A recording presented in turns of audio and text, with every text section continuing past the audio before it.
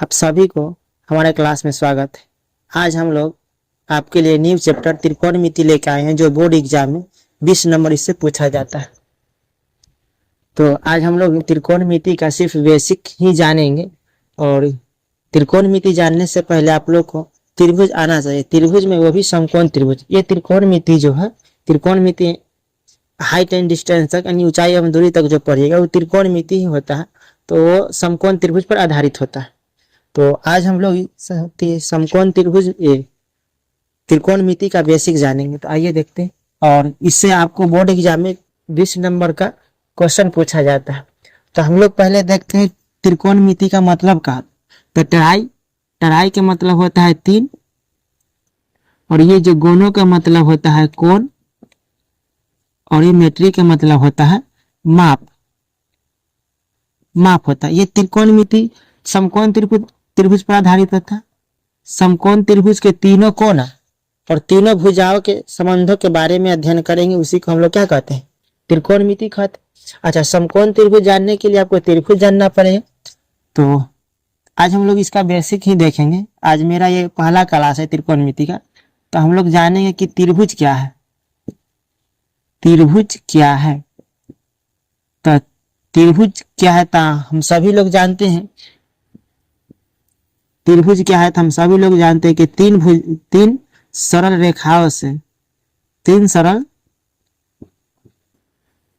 रेखाओं से घिरी हुई आकृति को त्रिभुज कहते हैं। ये सबको जानते हैं। अच्छा, त्रिभुज कितने प्रकार के होते हैं? तो त्रिभुज कितने प्रकार के होते हैं?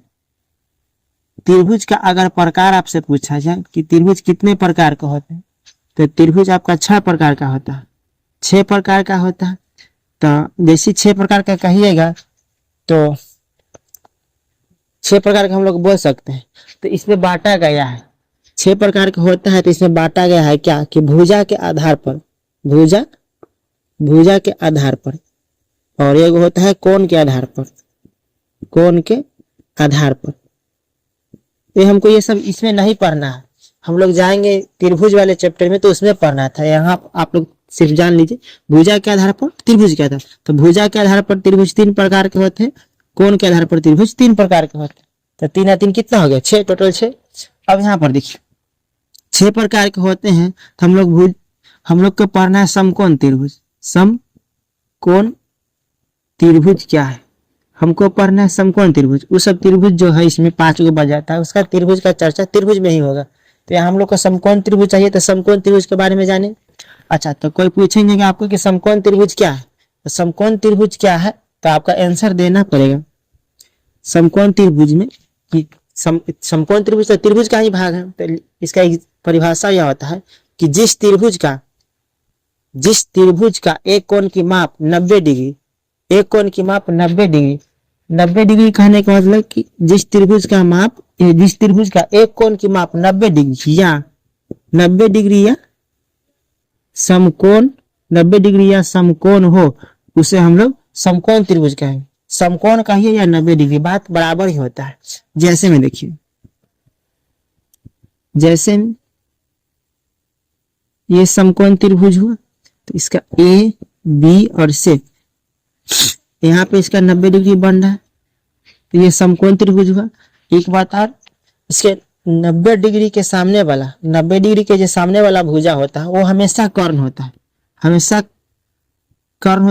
आपको याद रखना है कि 90 डिग्री के जो सामने वाला भुजा होता है वो हमेशा कर्ण होता है, और इसके खाड़ा वाला जो भुजा होता है वो लंब होता है, जो सूतल वाला होता है वो आधार होता है। तो ये त्रिभुज में इतना ही, समकोण त्रिभुज के बारे में इतना ही जानना था। तो समकोण त्रिभुज के बारे में जान कि जिस त्रिभुज का एक कोण की माप 90 डिग्री हो, उसे हम लोग समकोण त्रिभुज कहते हैं। समकोण त्रिभुज सूतल वाला को हम लोग आधार कहते हैं, और खाड़ा वाला को हम लोग लंब कहते हैं, और 90 डिग्री के सामने वाला जो भुजा होता है उसको हमेशा हम लोग कर्ण कहते हैं। कर्ण को इंग्लिश में हम लोग कहते हैं हाइपोटेनस माने होता है कर्ण। इसको H से भी डिनोट कर सकते हैं, स्मॉल h लिख सकते हैं, कैपिटल H। और आधार को हम लोग इंग्लिश में बेस कहते हैं। बेस माने होता है आधार। फॉर्मूला में आइएगा तो इसको B लिखा जाएगा। और एक होता है परपेंडिकुलर, परपेंडिकुलर। परपेंडिकुलर माने होता है लंब होता है, इसको हम लोग पी लिखते हैं, HB पी, यही होता है। तो आज हम इतना ही रहने देते हैं, फिर मिलते हैं नेक्स्ट वीडियो में।